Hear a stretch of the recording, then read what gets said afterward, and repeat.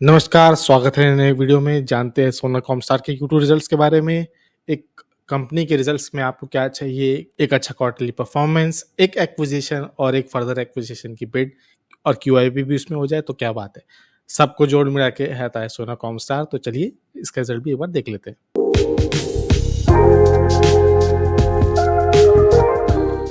Quickly एक snippet देख लेते हैं स्क्रीनर के थ्रू। तो देखते हैं ईयर ऑन ईयर सेल्स भी बढ़ा हुआ है, क्वार्टर क्वार्टर भी बढ़ा हुआ है, ईयर ऑन ईयर भी बढ़ा हुआ है, EBITDA भी बढ़ा हुआ है 252 करोड़ का है। सेल्स के साथ साथ EBITDA भी इंक्रीज है, गुड नेट प्रॉफिट भी आप देखोगे तो क्वार्टर क्वार्टर भी बढ़ा हुआ है, ईयर ऑन ईयर भी बढ़ा हुआ है। क्वार्टर क्वार्टर में आपको उतना नहीं दिख रहा हो क्योंकि एक्सेप्शनल आइटम है, उसको हम बाद में देखते हैं।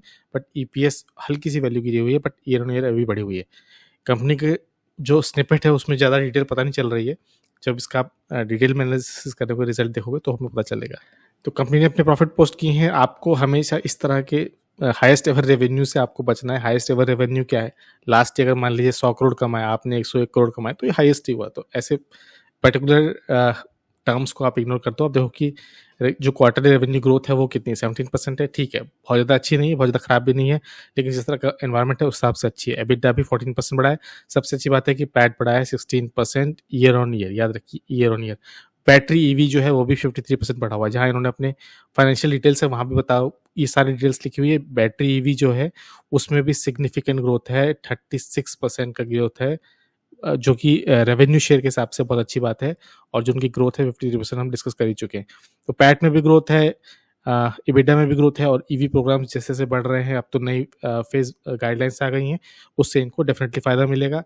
हम पहले जानते हैं 2 से 3 आइटम्स इनके हैं, पहले ही वो PLI स्कीम में अप्रूव हो चुके हैं। हमने बीच में उसकी अपडेट शेयर की है और देखी भी है। की डेवलपमेंट्स में हमको पता है, अनाउंसमेंट हुई थी कि एस्कॉर्ट कुबोटा से इन्होंने रेलवे इक्विपमेंट डिवीजन खरीद लिया है 1600 करोड़ में। लास्ट इन्होंने जो एस्कॉर्ट कुबोटा ने अपना दिया था 950 करोड़ के आसपास इनका ईयरली रेवेन्यू था। तो अगर 1600 करोड़ खर्च करके आपको 950 करोड़ का रेवेन्यू, याद रखिए प्रॉफिट नहीं है, ये रेवेन्यू है, सेल्स है, तो ठीक है, अच्छा बिजनेस है। और एक नए सेगमेंट में भी एंट्री हो रही है रेलवे डिवीजन में। सोना कॉमस्टार की एंट्री से डेफिनेटली इन्वेस्टर्स को फायदा ही होगा और उनको ये न्यूज़ सुनने को भी अच्छी मिलेगी। इसके अलावा इन्होंने 2400 करोड़ का QIP भी किया है, तो फंड्स की भी कमी नहीं है। थोड़ा सा डिस्काउंट पर जरूर बेचा है, बट ठीक है, QIP में हमेशा इस तरह से दिखते हैं। कंपनी का मैनेजमेंट पॉजिटिव है।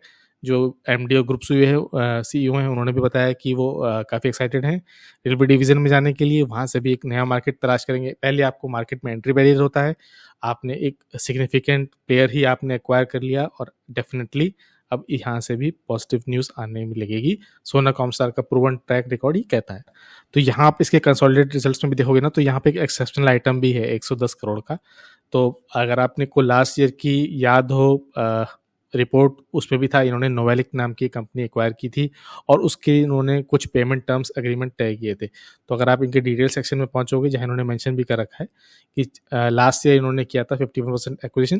बेसिकली 54% जो था शेयर होल्डर वो आ चुका था, मेजोरिटी इसमें शेयर होल्डर है, और इनका टर्म्स ये था कि वो ईयर ऑन ईयर पेमेंट करेंगे। पहला पेमेंट हो चुका है जो 4 सितंबर को उन्होंने अपना 20% पे किया है, और अब जो बचा हुआ 20% है वो नेक्स्ट ईयर यानी सितंबर 25 में पे आउट कर देंगे। तो यही जो 11 करोड़ है ये आपको एक्सेप्शनल आइटम में दिख रहा है।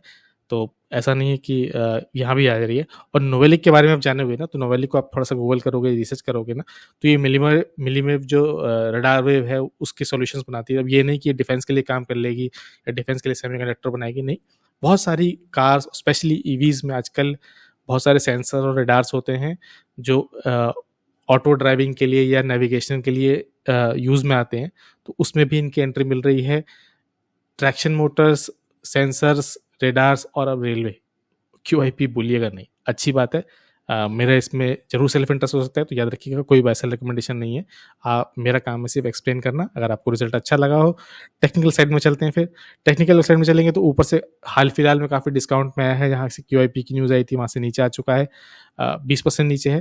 बट अगर आप इस पॉइंट पर भी देखोगे ना, जहाँ 628 630 का प्राइस है, तो अगर आप इस तरह से एक लाइन ड्रॉ करो, तो ऐसा नहीं कि ये एक अनजान लाइन है। पहले भी इस लेवल पे इसको सपोर्ट रेजिस्टेंस मिलता रहा है। तो एक सपोर्ट लेवल पर है, और यहाँ से भी इसको एक पॉजिटिव जंप मिल सकता है। एक मोमेंट इसमें आने के अभी भी चांसेस है। बट अगर आप 200 डेमा ओपन करोगे तो उसके नीचे ही है। तो ऐसा नहीं कि 200 डेमा के नीचे पहले नहीं गया था, पहले भी हल्का सा यहाँ से अब देख जा सकता है। और रिजल्ट के आसपास ही, जिसमें हमेशा डाउन मूवमेंट आता है फिर वापस अप भी आ जाता है।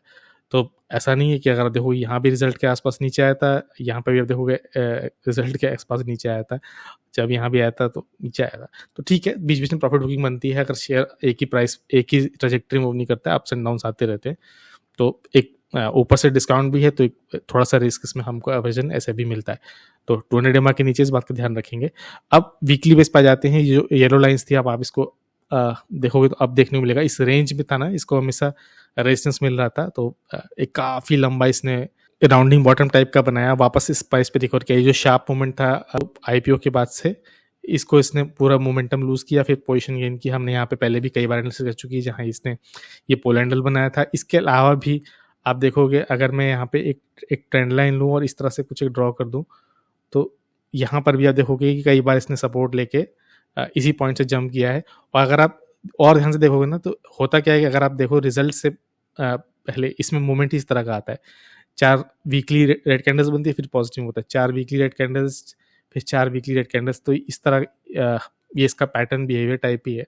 तो ऐसा नहीं कि आपको सिर्फ यही देख के देखना है, लेकिन हाँ, आपको पैटर्न्स ऑब्जर्व करने पड़ते हैं।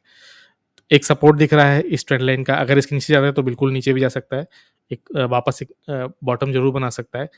अगर आप 100 वीकली ओपन करोगे, इसमें याद रखिए 100 वीकली ओपन करोगे आप इसमें, मैं 1 मिनट के लिए ये सपोर्ट लाइन हटा देता हूँ, देखोगे कि 100 वीकली एक्सपोनेंशियल के पास भी ये सपोर्ट लेके एक मूवमेंट आता है। तो ऐसा नहीं कि बहुत दूर है, इसी के बिल्कुल नज़दीक है। तो एक ये भी एक पॉजिटिव सिनेरियो हो सकता है।